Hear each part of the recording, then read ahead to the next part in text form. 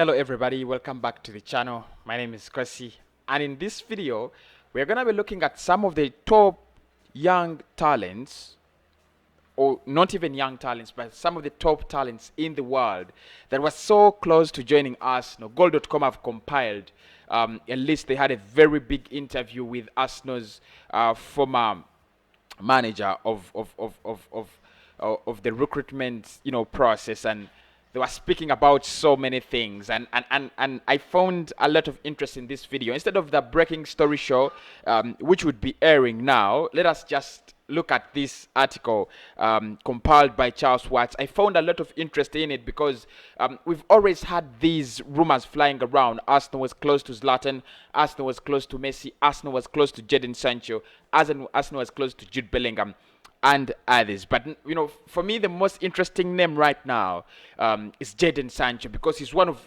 there is no doubt, beyond reasonable doubt, he's one of the most talented players you're gonna talk about right now. Jadon Sancho, Jude Bellingham, and according to Charles Watts and Goal, they're saying that Arsenal was so close to signing Jadon Sancho, and we're gonna see what was the reason we didn't sign Jadon Sancho, because there were reasons as why we didn't sign Zlatan Ibrahimovic, and everybody thinks they know those reasons. So smash a like on the video and let's get down to Charles Watts' article and see what exactly happened. So the headline is, "We were very, very close. How Arsenal missed out on Sancho, Pulisic, and Jude Bellingham." Bellingham is a Dortmund. Jadon Sancho is a Dortmund. Christian Pulisic was a Dortmund. Now he's playing with Chelsea. He's not had a very, very successful season, at Chelsea this season, but I think he's gonna click up. He's one of the most talented American players you'll ever think of, if not the most talented American player, on the football scene right now. So Steve Marrow, the former head of football, the former head of youth recruitment at the Gunners, tells Go about some near misses in the transfer market. Lionel Messi, Cristiano Ronaldo, Zlatan Ibrahimovic, Kylian Mbappe. You can imagine the list of stars who have been close to signing for Arsenal over the years is long enough to fill a book. The top clubs across the world all have a catalogue of their near misses when it comes to landing top talent, and at Arsenal it is no different, with Arsene Wenger having spoken time and time again about players he came close to landing during his 22-year spell in charge. Of course, if you want to read Arsene Wenger's quotes and thoughts on the players he missed, the link is there. You can go down, but for me that is not my interest. My interest is here with recruitment as competitive as it is in football. Scouts across the world always have their fingers on the pulse, and as soon as they spot players they think and make the grade, the alert goes out. And having been ahead of youth recruitment at Arsenal for almost a decade before leaving in 2019, the names of those players would often fall on the desk of Steve Morrow. So when it comes to one of those who got away for the Gunners, few know more than 50-year-old from Belfast. Every top club will say there were near misses, Maro tells Goal during an interview, which was exclusive, of course. Jadon Sancho was certainly one of those. We missed out on him once he moved from Watford and went up to Manchester City, and then again he reached that age at City when young players have to make a choice. Jordan felt his future was away from Manchester, and we were very, very close to signing him. But the family felt at the time that the best opportunity for him was Dortmund, and off he went. So the first player there is Borussia Dortmund's Jadon Sancho. We wanted to sign him before he went to Manchester City, when he was still playing at Watford. I mean, we didn't get the signature. We also tried to sign him. That was, I think, 2016. According to Morrow, we also tried to sign him in 2016, before joining Dortmund. But then the family thought, he would have gone to Dortmund, as the better choice. And I don't want to agree or disagree with the family, but I think if you look at how Dortmund handle young players, if you look at how Dortmund really handle young talent, and I have a son. If I have a son, I really support Arsenal, and I really do like, the Gunners, but if you have a son and you want them to be this kind of player that rises through the ranks, in football, I think the best academy right now you take them to is Dortmund. I don't know why, but there's so many successful stories of young players at Dortmund, as compared to Arsenal. And I told you, ever since Cesc Fabregas left the club, there have not been so many names you can name that Arsenal have molded into world class players. But at Dortmund, you can name a couple of them. You're gonna talk about Mario Götze. You talk about Sancho. You talk about players like Nuri Sahin. Talk about Shinji Kagawa. Then the list is endless. And I understand why Sancho's family actually decided to take him to Borussia Dortmund other than Arsenal. Now, Moro adds that there have been others, including Jude Bellingham, was another one that was very very similar to that. When he came to the came to the end of his contract at Birmingham, and was debating whether to stay there and sign a scholarship or move somewhere else. We were very close to that one as well, but sometimes it just doesn't happen, and you have to accept it. I think in the next 2 years or 3 years, I think one of the most rated midfielders then, and this is just a prediction, is going to be Jude Bellingham. It's surprising how Jude Bellingham, just 19 years of age, gets into Dortmund, and he's now a first team player. If you look at the quality Dortmund have in their midfield, players like Hazard, players like Mahmoud Daoud, I didn't expect him to be a first team player. I thought probably he would sit on the bench for something like 2 years, try to learn the way things are done. And when Dortmund lets players like Wigogo or players like Mahmoud Daoud, because that's what they do, they'll mold you into a better player, and then they sell you off.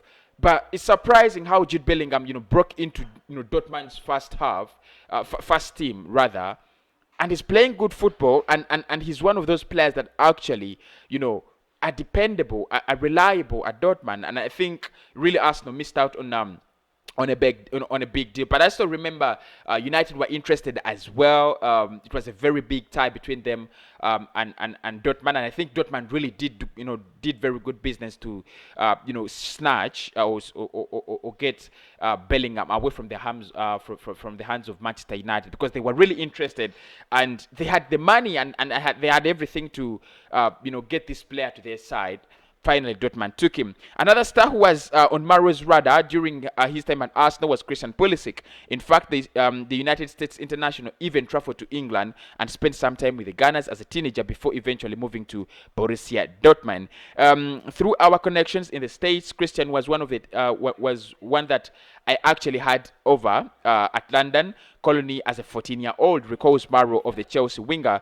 He came in and did quite well, but he was small and underdeveloped physically when he came to us. I did see his potential, but he was certainly behind physically in terms of the same age group with our boys. I wanted to bring him back again, but it just didn't work out, and he went out to Germany, unfortunately. I think one of the things I'm looking here is almost all the three players we're talking about: Bellingham, Jaden and Pulisic, we've lost them to Dortmund, and for me, this is not to downplay Arsenal in the market, but I don't think we are better than Borussia Dortmund when it comes to recruitment, letting go of players, and I mean that is selling and buying. I don't think we are better than them, in that. If you look at how Dortmund have recruited in the last 10 years, and how Arsenal have recruited in the last 10 years, and what Dortmund have achieved in German football, even on Europe,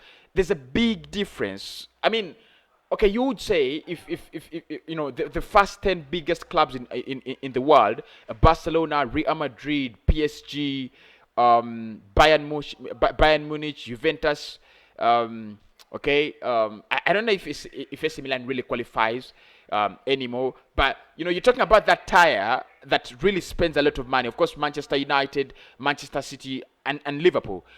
The second tier is Arsenal and Dortmund. That is where we fall. But if you look at how Dortmund conducts their business, they are so clear of Arsenal to an extent that in the last 10 years, they have a Bundesliga and they have a Champions League final.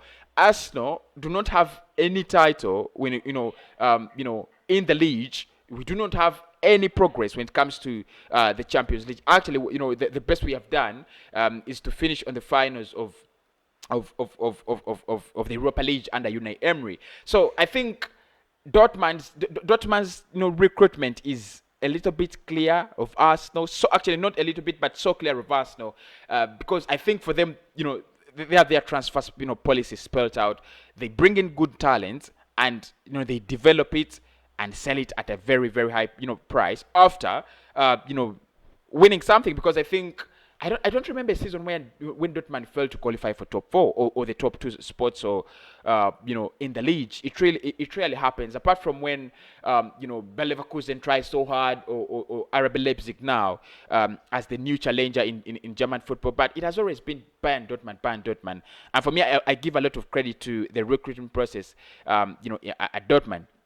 But Maro says, but while there were plenty of players who slipped through the nets at Arsenal, there were also plenty who were spotted and brought on board. There were few areas as competitive as London when it comes to signing young talent, with several clubs battling out to convince the capital's best emerging talents at the academy at their that the academy is the best place to develop. And Mara says, when you are a big club like Arsenal, you have to be aware of everyone who is out there. It was my job to make sure we were being competitive and in the market for the best players around. Right from the age of under nines, when you first start academy football, that's really a competitive group, trying to identify those best talents or those best players in the London area that every other club like Chelsea, Tottenham, and West Ham are looking at, and getting them into your system and then keeping them all the way through was a big challenge. I want to ask such questions like, we have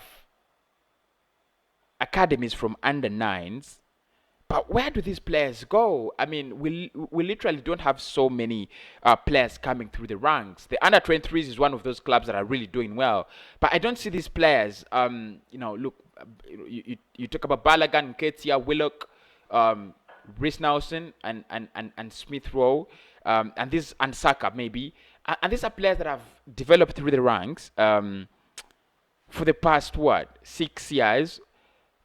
We need to see more of these players actually coming up. Of course, not forgetting Miguel Aziz.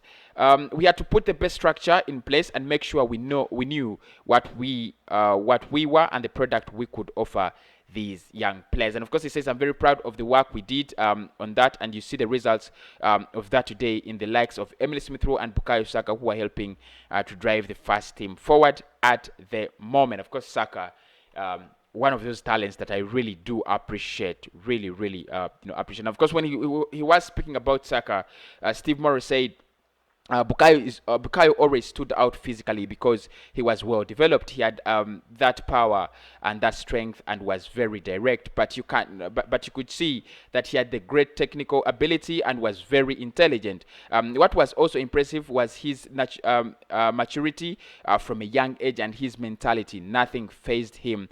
That is Steve Marrow about Saka. Of course, he worked with him, a couple of years, so you expect him to know much about him. So that is Charles Watts and Gold tried to compile a story about how we missed those young players. And for me, my comments on that piece are quite easy. I think we need to change the way we recruit players. One, our negotiations are very, very poor. I don't know any club that is so poor at negotiations like Arsenal. Yeah, Manchester United fans always rage and rant about Eddie Woodward because he's so awful, and that's the truth. He's so awful at negotiations. But look, Arsenal is very bad at negotiations. Look, we can't chase a player for 10 months, and this player is just 19 million. And you know what we are rotating around is how to structure the deal. How the deal is going to be structured, how the installments are going to be structured, how many installments are going to be paid, what's the nature of. And that is it. And this is really cost us, I think, in the past 10 years. Arsene Wenger talked about it, that if you do not give a manager the tools, they cannot deliver. And at Arsenal, the tools are never there. I don't know, but the resources for a manager are never there. You'll never see, you'll never hear that Arsenal is now spending 200 million because we had a bad summer in the past year. This summer we shall splash 200 million to try to catch up. We never do that. It's always our recruitment, isn't it? You bring in players like Cedric, over them 4-year contracts. You bring in players like Pablo Mari. You literally know nothing about them. They are injured. And you're in a defensive crisis, and then you bring in two players that are literally injured, and then you ask yourself, are we really doing business, intentionally, or we are doing business as a way to show the fans that this is what we managed to do. Whether you're impressed or not, that is what we managed to do. So I think this is a piece that tries to tell us where our recruitment has come from, but it doesn't really point to where we're going, but it should point to where we should go. I think it's high time Arsenal started to be serious in the market, because now football is a little bit more competitive. It's no longer the years where you could sign Samuel Nasri at 1 million and then he becomes great Sami Nasri. Because I still remember when we signed Sami Nasri from Marseille, he scored on his debut and he never turned back. His performances, went on becoming better and better and better and better. And if there is any player that Arsene Wenger is gonna be very proud of, those players like Sami Nasri, those players like Cesc Fabregas, those players like Robin van Persie, the advisors of this world. Because then the market was so virgin to an extent that you would go and sign players at less than 1 million, and these are world-class stars, who just need a little bit of polish to become great. And we have seen this. Robin van Persie left Arsenal as a great player. Adebayo left Arsenal as a great player. Sami Nasri left Arsenal as a great player, and so did Song, and so did Cesc Fabregas, and so did so many other players like Kolo Toure. But if you ask yourself how much did Arsenal actually spend on such talent, you're gonna be shocked. You're gonna be shocked. It's less than millions and millions of money. So I think it's time to adapt. It's time to adapt to the cycle. The wheel is spinning, and Arsenal is stuck by a pin we need to unplug so that we can actually start rolling and rolling and rolling and rolling. I think that's where we need to go. I think that's where we need to go as a club. It's not all about bringing in players, but what quality of players are you bringing in? We didn't sign Pulisic because of his physicality. I understand, but what is a player like Granit Xhaka with a big physical appearance? What does he offer more than Christian Pulisic? The answer is nothing. So I think we need to look into our recruitment, and I'm going to be monitoring that this summer. I think this is a summer that's going to mean a lot for me if Arsenal has started the transition, because we have a project going on, Project Mikel Arteta, Project Pandemic Pep. It's going on, and you need to back him. You need to back him. You can't give a manager a job at the worst club ever, at the moment, and you don't back them. You need to give them the players they want. I've seen stories about how Semowa, and I'm not even interested. But I think it's time to see whether Arsenal are ready to back this manager. I'll come back and speak about Tariq Lamptey, and tomorrow early in the morning I'll drop the match preview, and we shall do the match ratings, the match reaction later in the evening.